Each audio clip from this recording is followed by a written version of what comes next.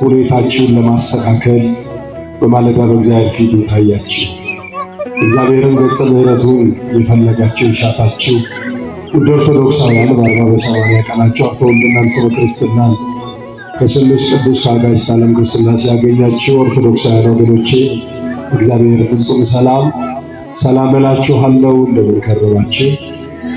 እንደምን አደራችሁ? እንደምን ስለዚህ ሰዓት ደረሳችሁ? ይመስገን የባህሪ የሆነ አምላካችን እግዚአብሔር ኃጢአታችን በደላችን አይቶ ሳይመለከትብን ሳይቆጥርብን ምሕረቱን ስላደረገልን ስሙ የተመሰገነ ይሁን። የእናታችን የእመቤታችን የወላዲተ አምላክ የድንግል ማርያም ምልጃ ጸሎቷ የጻድቁ አባት የአቡነ ገብረ መንፈስ ቅዱስ በረከታቸው በሁላችን ላይ ጸንቶ ይኖርብን። ምዕመናን እጅግ በጣም ያጠረ ደቂቃ ነው የምጠቀመው። አሁን ከፊታችሁ ስቆም ጊዜያችሁን እንደበላውባችሁ እየተሰማኝ ነው። እንግዲህ እኔ ማልጄ ነበር የወጣሁት። አድራሹ እግዚአብሔር ነው። እንግዲህ በመንገድ ከብዙ ፈተና በኋላ ጸሎታችሁ ረድቶኝ እናንተ ጋር ለመድረስ ችያለሁ። በጣም ያጠረ ደቂቃ ነው የምጠቀመው። አምላካችን እግዚአብሔር በነገር ሁሉ እንዲረዳን እንዲያግዘን የእርሱ መልካም ፈቃድ ይሆነልን። በጎውን ማን ያሳየናል? መዝሙረ ዳዊት መዝሙር 4 ቁጥር 6 ላይ የተመዘገበውን የእግዚአብሔርን ቃል መነሻ አድርገን እንነጋገራለን። በርዕሱ እንደሰማችሁት በጎውን ማን ያሳየናል ይላል። ይህንን ዝማሬ ወይንም ደግሞ ይህንን ጥያቄ የጠየቀው ልበ አምላክ የተባለ እዚያ በጨለማው ዘመን እግዚአብሔር ባለሟሎች በሚናፈቁበት በዚያ ዘመን ቤተ ክህነቱንና ቤተ መንግሥቱን እጅግ አስማምቶ ከላይ እግዚአብሔርን እየፈራ ከታችም የእግዚአብሔርን ሕዝብ እየመራ የኖረ ልበ አምላክ ቅዱስ ዳዊት። እስኪ ሁላችሁም ቃሉን ከፍ አድርጉና በጎውን ማን ያሳየናል በሉ። እስኪ ድገሙት። እስኪ ለሶስተኛ ጊዜ በጎውን የሚያሳዩንን ሰዎች እግዚአብሔር ያብዛል። አረ ያብዛል። ምክንያቱም በጎ ማለት ምንድን ነው? አሁን ልበ አምላክ ዳዊት በጎውን ማን ያሳየናል የሚሉ አለ ብዙዎች ናቸው። ከኔ አስቀድሞ በምዕራችን እጅግ በጣፈጠ ሁኔታ ስገባ እየሰሟቸው ነበረ። ቀዳሚያኑ ለተከታዮች ምን ነገር ማመልከት እንዳለባቸው፣ ምን ማለማመድ፣ ምን ማስተማር እንዳለባቸው፣ በየትኛው መንገድ መምራት እንዳለብን እያሳዩ ነው። በጎውን ማን ያሳየናል ብሎ የሚለው አዲሱ ትውልድ ነው። አዲሱ ትውልድ በጎ ነገር ማየት ይናፍቀዋል። ሰላምን መስማት የሚናፍቃቸው ጆሮዎች አሉ። ቅድስናን ማየት መስማት የሚፈልጉ ዓይኖችና ሕይወቶች አሉ።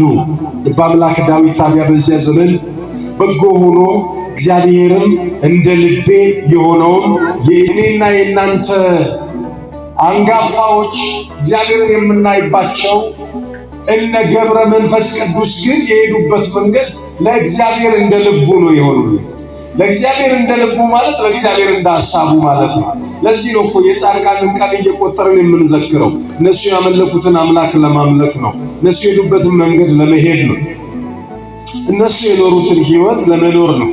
ልበ አምላክ ዳዊት እንደተናገረ ብርሃነ ዓለም ቅዱስ ጳውሎስም የእግዚአብሔርን ቃል የተናገሯቸውን ዋኖቻቸውን አስቡ፣ የኖሯቸውን ፍሬ እየተመለከታችሁ በእምነት ምሰሏቸው ይላል።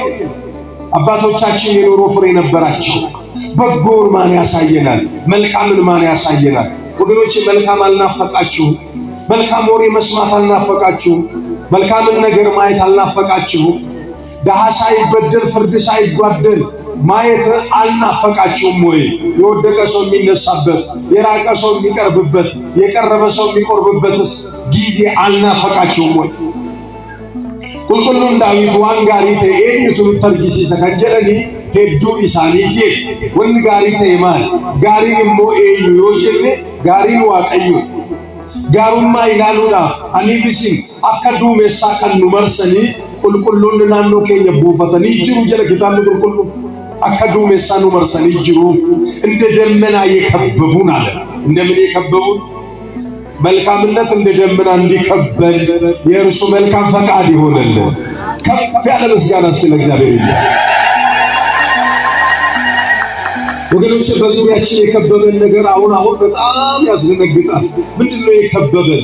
ተኝተን ስንነቃ የምንሰማው የምናየው ነገር በጣም አስደንጋጭ ነው። የከበበን ጥፋት እየሆነ ነው። የከበበን ሞት እየሆነ ነው። የከበበን ጨለማ እየሆነ ነው። እነዚያ አባቶች ግን እነዚያ በጦር ኃይለኞች ሆኑ። የአናብስትን አፍ በእምነት ዘጉ። የእሳትን ላንቃ ቆረጡ ተብሎላቸው በወይን ቤት ወንጌልን ሰበኩ ተብሎ የተነገረላቸው እነዚህ እንደ ደመና የከበቡ ናቸው። እነዚህ ነገሥታትንና ዓለማትን በእምነት ድል አደረጉ ተብሎ የተነገረላቸው እነዚህ አባቶች እኮ ነው ዛሬ ስራችንን ትተን ካለንበት ሰብሰብ ብለን የመጣ ነው። ግብፃውያንንና ኢትዮጵያውያንን በረከት የሆኑ አባት በጎነትን ኖረው ሰብከው ያሳዩና አቡነ ገብረ መንፈስ ቅዱስን ከበረከታቸው ለመቋደስ ነው የተገኘ። በጎውን እንድናይ መድኃኔዓለም ይርዳል። እስኪ በጎውን ለማየት የሚናፍቅ ሰው፣ በጎ ለማየት በጎ ለመስማት የሚናፍቅ ሰው ወገኖች መልሱ፣ ልቡናችሁን በጎ አድርጉት። ለማየት ትናፍቁ የለ እናንተም ትታያላችሁ። እናንተም በጎ ሆናችሁ ተገኙለት። የእናንተን ጥላ የሚፈልጉ የእናንተን መልካምነት የሚናፍቁ ብዙዎች አሉ። ጌታ ኢየሱስ ክርስቶስ ለስም አጠራሩ ክብር ይግባው በቀራንዮ መስቀል ላይ በወጣ ጊዜ ከአንደበቱ ስህተት አልተገኘበትም፣ ከልቡ ተንኮል አልተገኘበትም። ለሚሰድቡት ለሚወጉትና ለሚያደሙት ጌታ ሆይ የሚያደርጉትን አባት ሆይ የሚያደርጉትን አያውቁምና ኧረ ምን በላቸው። ይቅር የምንባባልበት የበጎነትን ሕሊናና ልቡና መድኃኔዓለም ለሁላችን ያድል። እስኪ በጎውን ማን ያሳየናል በሉ። እንዲህ የሚሉ ብዙዎች ናቸው ነው እኮ የምላችሁ። በጎነት የናፈቃቸው ኧረ ፍርድ ሳይጓደል ማን ያሳየናል? ድሃ ሳይበደልስ ማን ነው የሚያመለክተን? እናንተ ኦርቶዶክሳውያን እግዚአብሔርን አሳዩን የሚሏቸው ብዙዎች አሉ። እግዚአብሔርን በእናንተ ሕይወት ውስጥ ፍቅራችን በጎውን እግዚአብሔርን ያሳየናል። ምክንያቱም እግዚአብሔር መልካም ነዋ፣ በመከራ ቀን መሸሸጊያ ነው። አንድ ሰው ነበር ይላል በመጽሐፍ። ከኔ ጋር ናችሁ? ከኔ ጋር ናችሁ? ጥቂት ደቂቃ ትምህርቴን እየቋጨሁ ነው፣ ረጅም እንዳይመስል። በዚህ በማቴዎስ ወንጌል ምዕራፍ 19 ከቁጥር 15 ጀምራችሁ ስትመለከቱ አንድ ባለጸጋ ወጣት ነበር ይላል። ወገኖች በደንብ ስሙኝ፣ በተለይ ወጣቶች። ይህ ባለጸጋ ወጣት እጅግ የሚገርም ልባም ሰው ነው። ባለጸጋ ነው። በንዋይ የተከበበ ነው።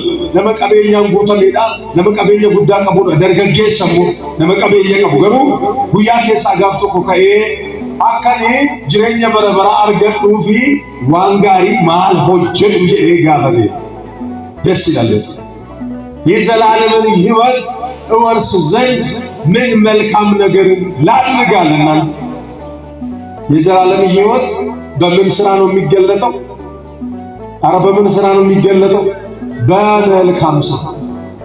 እስኪ በሉ የዘላለም ሕይወት አገኝ ዘንድ ምን መልካም ነገር ላድርግ? ጥሩ ጥያቄ አይደለም? ጥሩ ጥያቄ አይደለም ወይ? አንዳንዶች ማመን ብቻ ይላሉ። በእኛ ቤተ ክርስቲያን ማመን ብቻ የሚባለው ስጋ ያለ ነፍስ እንደማለት ነው። አካል እንደ ልብስ ያለ ልብስ እንደማለት ነው። አመንኩ ያለ ሰው ከዚያ ካመነው እምነቱ ጋር እምነቱ መሰረት ይሆነዋል። ልብስ ደግሞ ጉልላትና ግድግዳ ይሆናል። ያለ እምነት መልካምነት አይታሰብም። ሰው እግዚአብሔርን ማመን አለበት።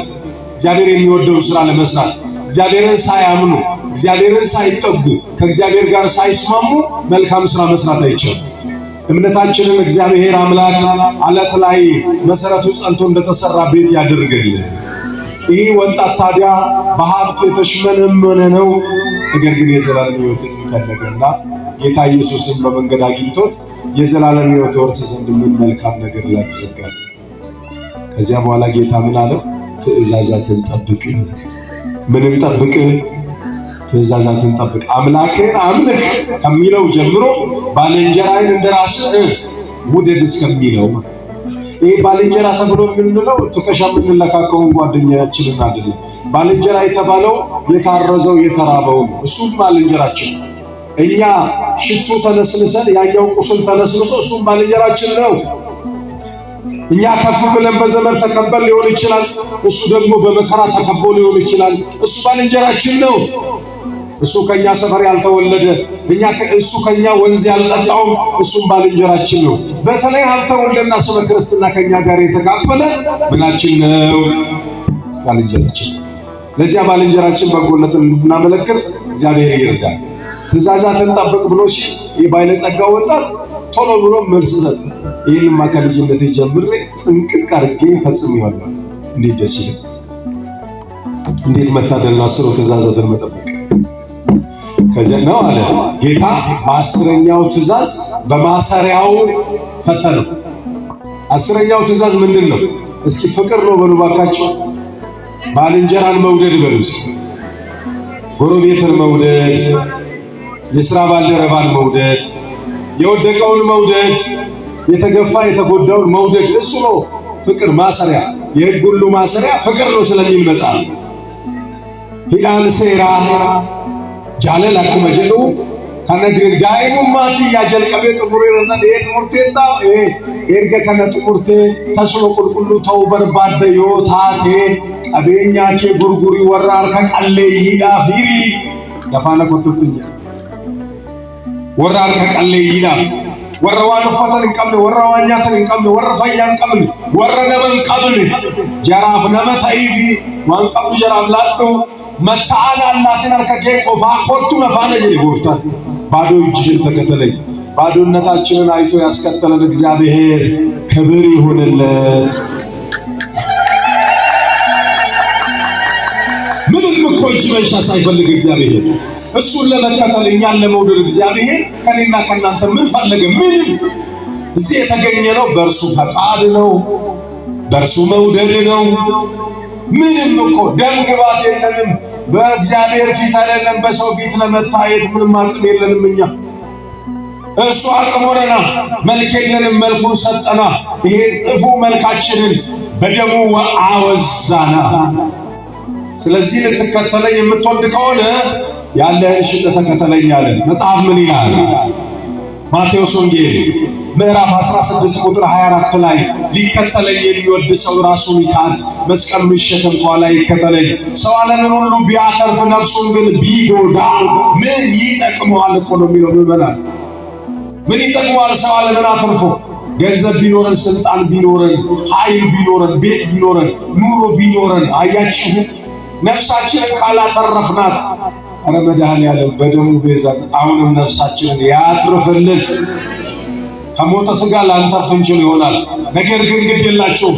ተርፈን አትርፈን እንሂድ ወደ አባታችን። ተርፈን አትርፈን መሄድ ነው ያለብን። ስለዚህ ወገኖቼ ይህ ወጣት ይህን ጊዜ ቁጽረ ገጹ ነው ይላል መጽሐፍ። ፊቱ ጠቆረ። በአባታችሁ ቤት ፊታችሁን ከማጥቆር እግዚአብሔር ይሰውራችሁ። ዓለምስ ፊታችንን አጥቁራ ነው ወደዚህ የላከችን።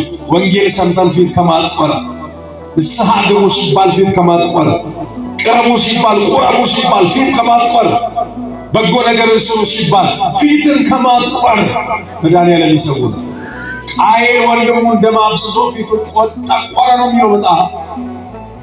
ወንጌላዊ ዮሐንስ ግን ሰላም ስለተሰቀለ ነው ፊቱ የተቋጠረው፣ ፊቱ የተቆረው። ወንጌልን ስንሰማ ወደ ቤቱ ስንመጣ ፊታችን እንዲፈታ የእርሱ መልካም ፈቃድ ይሆንልን። ጉዳዩን ሰብሰብ ላድርግና ይህ ወጣት የዘላለም ሕይወትን እሽቶ ነበረ። መልካም ሥራ ሲባል ግን ፊቱ ጠቆረ ይላል። ይህን ጊዜ ጌታ ምን አለ? ወደ ደቀ መዛሙርቱ ዞር አለና አይ ባይለ ጸጋ እኮ ወደ እግዚአብሔር መንግሥት ከሚገባ እስኪ ጨርሱት። ሰምታችሁ የምታውቁ ሰዎች አቤት አያችሁ፣ ቃሉን በደንብ ነው የምናውቀው። ግመል በመርፌ ምን ቀዳዳ ሾለክ ብላ ብታልፍ ለእሷ አይቀላትም። አስባ እስካነጻጽሯ የግመልን ግዝፈት የመርፌ ቀዳዳ ደግሞ ለዓይን ጥቅሻ እንኳን ማያ እንኳን የሚያስቸግር ምን ያህል ነገሮቹ እንደሚጠቡ አያችሁ። ይህን ጊዜ ቅዱስ ጴጥሮስ ደነገጠና ኧረ ጌታ ሆይ እኛ ሁሉን ጥለን ተከተልን፣ የእኛ ዕድል ፈንታችን ጽዋ ተርታችን ምን ይሆነ አለ። እናንተማ ሁሉን ትታችሁ የተከተላችሁ ወገኖች እስኪ በሉ እናንተማ በሉ እስኪ ሁሉን ትታችሁ ክፋትን ትታችሁ በሉ እስኪ ምቀኝነትን ትታችሁ ጣዖትን ትታችሁ አድመኝነትን ትታችሁ ወንጀልን ትታችሁ የመጣችሁ በሉ እስኪ እናንተማ የኔ ናችሁ። ይሁላችሁ ከመለኮታዊ ባህሪ ተካፋይ ሲያደርጋቸው ምን እንደሆነ ታውቃላችሁ? በ12ቱ ነገደ እስራኤል ዙፋን ላይ ተቀምጣችሁ የሰው ልጅ በተገለጠ ጊዜ ትፈርዳላችሁ አለ። አማልክት ዘበጸጋ አደረጋቸው። ክብርና ምስጋና ለአምላካችን ለእግዚአብሔር ይሁን። አማልክት ዘበጸጋ እና አቡነ ተክለ ሃይማኖት እና አቡነ ገብረ መንፈስ ቅዱስ አማልክት ዘበጸጋ ናቸው።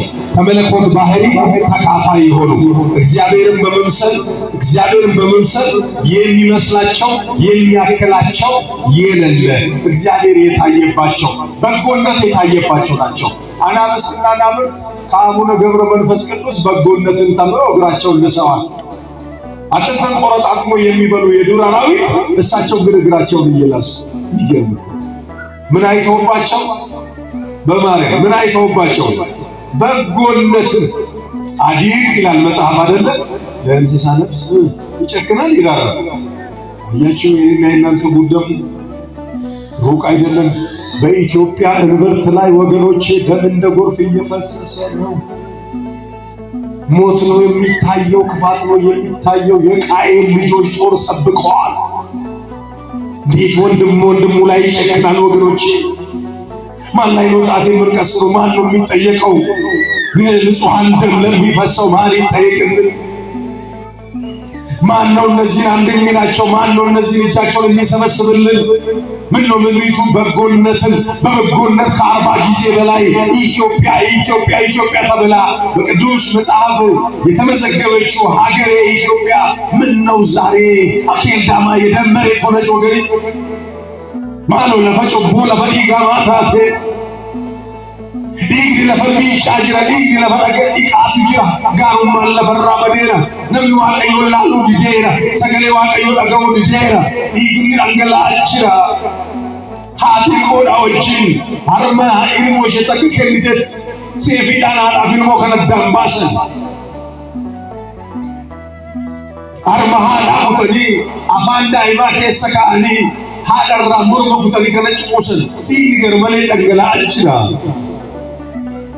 ደማችን እየፈሰሰ ነው ወገኖች። ደሙ የፈሰሰው ደማችን እንዳይፈስ ነበር። በጎነት ከምድሪቱ ላይ ጠፍቷል፣ ደርቋል። ምዕመናን እባካችሁ ጾምን ልማድ ብቻ አታርጉ። ምን እንጾም እንዴት እንጾም የሚለው ነገር ራሱ አጠያያቂ ሆኖ የነነዌ ሕዝብ እኮ በ3 ቀን እኮ ነው የምድሪቱን ታሪክ የቀየሩት። ይህና እናንተ 7 የአዋጅ 8ኛ የፈቃድ ጾም ያለን አጽዋማት ያለን ሰዎች ምንድነው በእኔና በእናንተ ላይ የመጣው? ምንድነው የደረሰብን? ምንድነው እየሆነ ያለው ወገኖች? ስለዚህ ወደ እግዚአብሔር ልንመለስ ከልባችሁ እናንተ ብትመለሱ በመመለሳችሁ በማረፍ ትድናላችሁ ተብሎ ተጽፏል። ትንቢተ ኢሳይያስ ምዕራፍ 30 ቁጥር 15 ላይ በመመለሳችሁና በመጸጸታችሁ በማረፍ ትድናላችሁ። እስኪ በሉ በመመለሳችሁ በመጸጸታችሁ ምን ትላላችሁ? ትድናላችሁ። ረመዳንን ለምድሪቱ ያድርግልን ወገኖቼ። ሰውነት ረከሰ፣ ትውልድ እንደ ቅጠል ረገፈ። እግዚአብሔርን አመልካለሁ የሚል በየቤተ እምነት ብዛቱ፣ የአማኝ ብዛቱ፣ ከአማኙ ቁጥር በላይ ደግሞ የወንጀል ብዛቱ፣ የሰላም ኮሚቴ ብዛቱ፣ የጥፋትም ብዛቱ። ኧረ ምንድነው የመጣብን? ምንድነው? ማንን ቢወልድብን ነው እንደዚህ ሆነው? በጎነት ከምድሪቱ ላይ ጠፍቷል። አልቅሱ፣ ግዴላችሁ፣ አንቡ። የነነዌ ሕዝቦች እየወረደ የነበረው ያ እሳት ረጃጅም ዛፎችን ቅጠላቸውን እየለበለበ ተመልሶ ሄደ ይላል መጽሐፍ። ኧረ ተመልሶ ይሂድልን። በጎነትን ማን ያሳያል? ማን ነው በጎ ተናግሮ በጎነትን ለልጁ የሚያሳይ? መልካም ምክር ከአንደበቱ ወጥቶ በመልካም ምክር ትውልድን የሚያነጽ አባት ማን ነው? ከልጇ ሳትለይ ወላጅ አልባ የሆነውን ልጅ አቅፋ በጎነትን የምታሳይ እናት ማናት? በተቀመጠበት ወንበር ፍርድን ሳያጓድል ድሃን ሳይበድል ለእግዚአብሔርና ለአእምሮ ብሎ የሚሰራ በጎነትን የሚያሳየን ኧረ ማን ነው? ኧረ ባለማይተሞች፣ ኧረ ኦርቶዶክሳውያን፣ ኧረ ተው ወደ ጤናችን እንመለስ። እንደ አንዳንድ ነገር እያደረገን በእውነት ወዛችንን እየለቀቅን ነው የምላችሁ። ከራዳራችን ወጥተናል። አደባባይ ወጥቶ የሚጮሁ ብዙዎች ናቸው ዛሬ ራበን እያሉ የበጎነት እጅ የሚዘረጋላቸው የሚፈልጉ ብዙዎች ናቸው። ጌታችን ኢየሱስ ክርስቶስ በማቴዎስ ወንጌል ምዕራፍ 5 በነገራችሁ ላይ ይሄ ምዕራፍ 5፣ 6፣ 7 አንቀጸ ብፁዓን ይባላል። የንጹዓን አንቀጽ ወይንም ደግሞ የንጹዓን መንገድ በር ማለት ነው። በዚያ በተራራ ላይ ሲሰብክ ምን አለ? የሰማይ አባታችሁን እንዲያመልኩት እንዲፈሩት ብርሃናችሁ በሰው ፊት ሁሉ ምን ይበል? ይብራ። ብርሃናችሁ ምን ይበል? ፍቅራችሁ እንደ ብርሃን ይብራ፣ ሰላማችሁ እንደ ብርሃን ይብራ፣ በጎነታችሁ እንደ ብርሃን ይብራ። በሰማይ ያለውን አባታችሁ ሰዎች ይወዱት ይከተሉት ዘንድ ብርሃናችሁ፣ ፍቅራችን እንደ ብርሃን፣ ሰላማችን፣ ትሕትናችን፣ በጎነታችን እንደ ብርሃን ይሁን። መንፈሳዊ ፍሬ ማለት ነው ብርሃን ተብሎ የተነገረው ወገኖች። የሰማይ አባታችን እንዲያመልኩ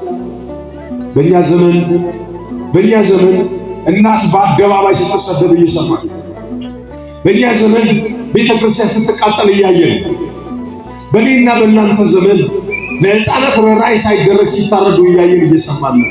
ደም እየጎረፈ ሰዎች በተኙበት እንዳይነሱ ሲደረጉ፣ በወግ እንኳን ሳይቀበሩ በእሳት ተለብልቦ እንዲጠፉ ሲደረግ እያየን ነው። በእኛ ዘመን ሰው በራሱ ላይ ሲጨክን እያየን ነው። ገመድ ማጥለቅ፣ መርዝ መበጥበጥ፣ ዘይት አፍልቶ መድፋት፣ አሲድ በሰው ላይ መድፋት። ኧረ እንደው ምንድን ነው? ምን ያልነካካ ነው ኃጢአት አለ ጎበዝ? ኧረ እንደው ኃጢአትስ በወጉ ይሻላል። ግን ድፍረት ኃጢአት በዛ፣ ክፋት በዛ። አረጋውያን አልከበራሉ፣ ቤተክርስቲያን አልከበራለች፣ ቤተክርስቲያን አባት አልከበራለ። ይሄ ሁሉ የኔና የእናንተ አስተዋጽኦ ነው። እኔ የራሴን በደል ተሸክሜያለሁ፣ ያንዳንዳችን ተሸክመናል። እኔም እናንተም በማን ፊት እንንበርከክ? ኧረ በማን ፊት? አዎ አንድ ታሪክ ተናግሬ ትምህርት የልቋጭ። በጎነትን ማን ያሳይ? ቀራጭና ፈሪሳዊ ወደ ቤተ መቅደስ ለጸሎት ሄዱ። ሉቃስ ወንጌል ምዕራፍ 18 ላይ የተመዘገበ ቃል ነው። ፈሪሳዊው ሕግ አዋቂ ነው። ፈሪሳዊ መጽሐፍ አዋቂ ነው። ፈሪሳዊ ወደ ጸሎት ቤት ተመላላሽ ነው። እግሩ ከቤተ መቅደስ ተለይቶ የማያውቅ። ቀራጩ ግን ከዕለታት በአንድ ቀን ወደ ቤተ መቅደስ መጣ። ሲመጣ ቀራጩ ከፈሪሳዊው ምንም በጎ ነገር አላየም። ሲመለከት ፈሪሳዊ ምን ይላል? እንደዚያ ቀራጭ ስላላደረከኝ አመሰግናለሁ፣ እንደ መጸባያን ስላላደረከኝ አመሰግናለሁ፣ በሳምንት 2 ጾማለሁ፣ አስራት በኩራት እከፍላለሁ አለና ፎከረ። ይህ ጸሎት ሊሆን አይችልም። በደሌን ይቅር በለኝ ነው ጸሎት። ኃጢአቴን ተወልኝ ነው ጸሎት። ከዚያ በኋላ ቀራጩ ግን ቀና ብሎ የሰማይን መስኮት ሊመለከት አልደፈረም። አቀረቀረ። ምን አለ? አረ ምን አለ? አዎ ድፍረት አጥተን ያቀረቀረን ሰዎች ቀና ያርገን መድኃኒዓለም። ጀቢነ ረብኔ ጭሊነ ረብኔ ከምቦቁ ሙስ ልጅራ ፈይሰነ ዱኛ ወሉ አቃም የሮ ከነዋለ ስለጃይቡ ጀርኩን ለማን ከነና ገረ መነቁ ሁሉማ ዴመኒ እኒ ፈሪሲች ገሩ ቶርበኒት የሮ ለመነ ለጉና ለገደው ጋር ጾመነን ጾማ እንከሳ ተቆናን ከፈላ አከደመ ቀረጡ ስለዋለን ታዝ ያጎፍታ ሲንገለቴ ፈዳይ እኒ ቀረጡ ሱን ገሮ ወልሱ ደደቤ ደኩመ አባቴቲ ጭቡን ሳሰጡል ፋቴ ኡላሰብ ወል ጀሪና ሉገደቤ ባየን ከኝ ዋን ባየን ጡል ፋቴ ወል ጀቹ ደምኔራ ዋቀዮ ኡቱቤ ወል ነው አቀቡ እንደከ ወገሮ ከና እኒ ቀራጭ ደከጅሩ ማለከድሬ ከና ደቤት ወል ስለጃይ ጉራሳስ ዘረረከ የጀሳ ሰነራ ካሴቲ ማልጀዴ ያ ዋቀዮ አነሰ ጩበማ ነፈይስ ቤገለ ተፊዳ ዋቀዮ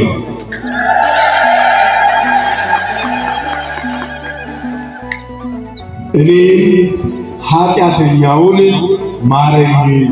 ዛሬ የጸሎታችሁ ርዕስ ይሁን እኔ ልበሉስ ግዴላችሁ እኔ ልበል ኃጢአተኛውን ማረኝ። እናንተ ቤት ያለው የታመመባችሁን ነገራችሁን ማረልኝ ከማለታችሁ በፊት እኔም እናንተም ታማሚ ሆነን ሆስፒታል ቤተክርስቲያን ውስጥ የተገኘ ነው። አረ የቤተክርስቲያን አምላክ ሆይ ታምሜ መጥቻለሁ ማረኝ ልበሉስ።